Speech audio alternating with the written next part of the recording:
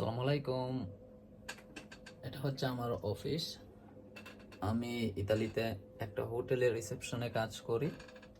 So এটা হচ্ছে আমার অফিস। আপনাদের জন্য একটি সুখবর।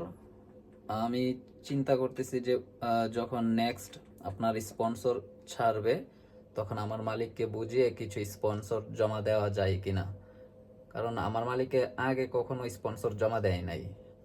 সো যদি জমা দেয়, যদি জমা দিতে পারি, সবগুলা ইনশাল্লাহ ওঠার সম্ভাবনা আছে।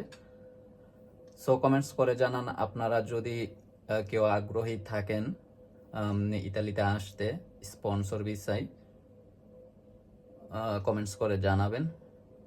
অ্যান্ড দেন আমি আমার মালিকের সাথে কথা বলবো যে কতগুলো স্পন্সর জমা দেওয়া যায়।